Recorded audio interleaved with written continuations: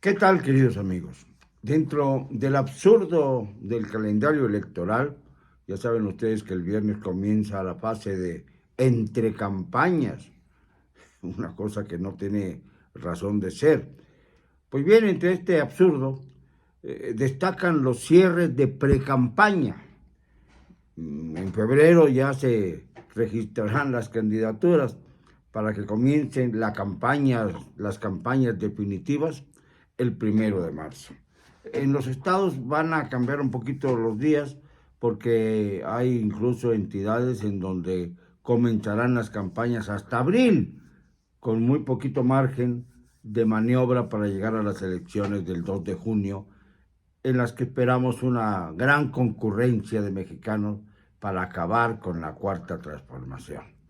Pero, por lo pronto, el día domingo, el día de ayer, Xochitl Gálvez cerró su precampaña y lo hizo ante una multitud que llenó la arena de la Ciudad de México, no la arena de México, la nueva. Y ahí pues estaban representantes de muchos sectores sociales y fue una apoteosis, pero lo más importante fue su discurso. Ya sé que usó el teleprom para que no se le fuera ningún concepto, pero lo importante es realmente el contexto de un discurso que me parece histórico en cuanto a su potencialidad, a su fuerza y a su espíritu. Tres principios fundamentales: verdad, vida y libertad. Verdad, vida y libertad.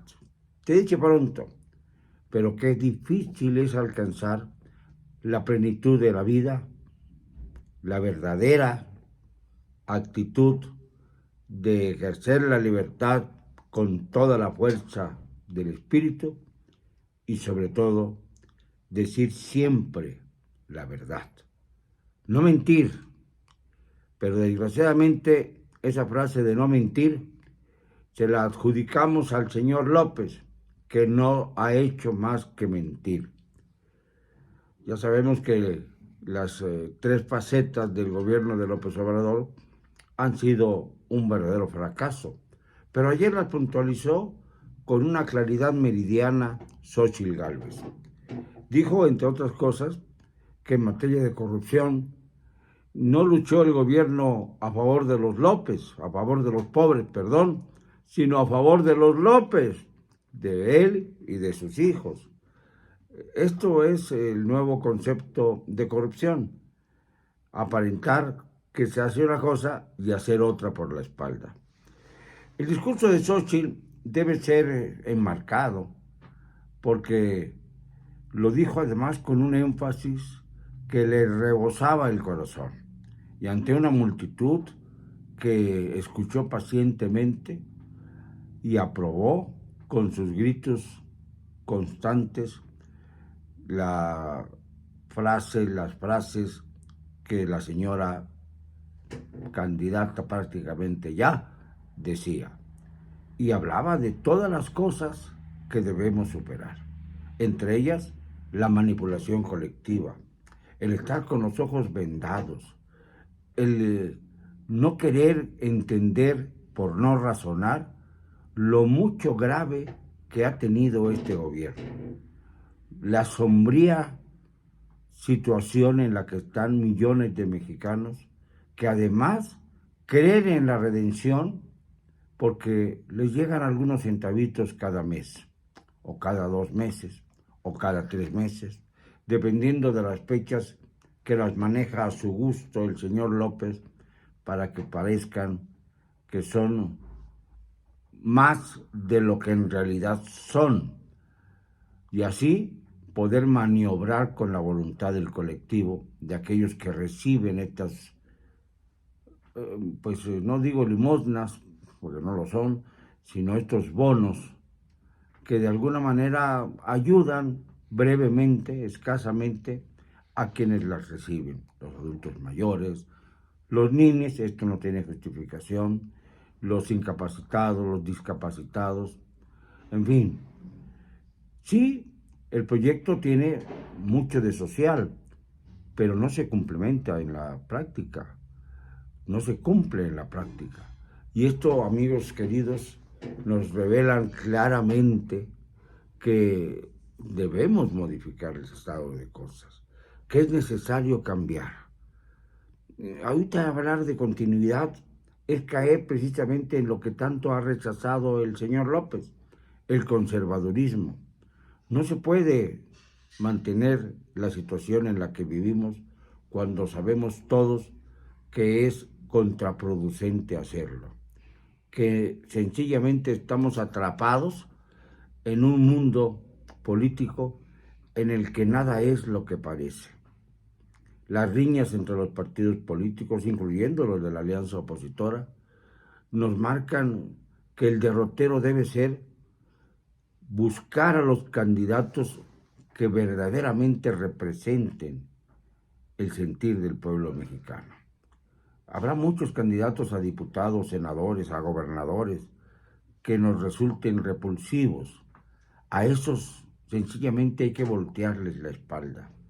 Y serán de todos los partidos, no solamente de Morena, que es la que ya tiene prácticamente cubierto todo su grupo político, de acuerdo al palomeo del presidente, y de los grupos del narcotráfico que avalan o que no avalan lo que dice el señor mandante Pelafustán. En el caso de la oposición, la candidata está ya por encima de la estructura partidista del PRI, del PAN, del PRD. Está por encima porque ha logrado sentirse y hacer sentir que es una candidata de la sociedad civil, de la que ha sido afrentada, de esa clase media a la que ha pretendido aplastar López Obrador, a la que ha pretendido socavar el mandante Pelafustán. Y por supuesto que esto enerva, sube el nivel del rencor, aumenta la radicalización política y por supuesto necesariamente obliga a ir a votar el 2 de junio próximo.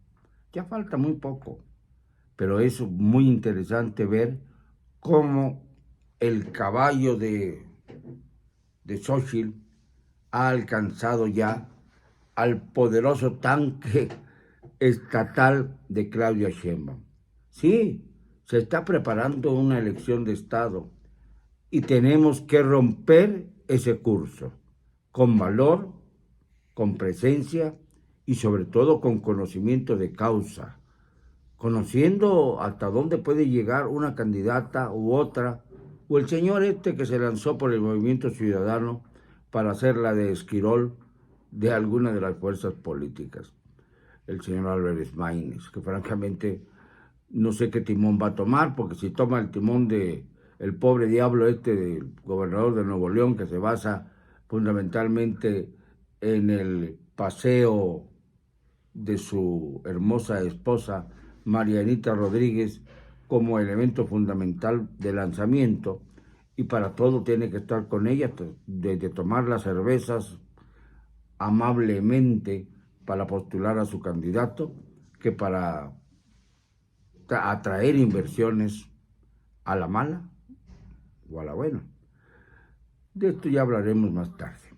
Pero lo importante hoy es recalcar, resaltar el discurso de Xochitl, porque puntualizó todos los males que estamos soportando. La tremenda violencia, el 1,000,000 de muertos por la pandemia, que ya es la cifra que habíamos dado en este espacio, y que empiezan a reconocer apenas los que tuvieron alguna participación en administrar las cifras durante ese terrible periodo que, por cierto, vuelve a aparecer, y ya en la Ciudad de México comienza a haber contagios para una nueva etapa de pandemia. Ojalá que no se extienda como la anterior, pero ya la salud de los mexicanos vuelve a estar en peligro. Y no se diga la salud política, no se diga la salud económica, no se diga la salud social. Ha habido una manipulación terrible en estos tiempos.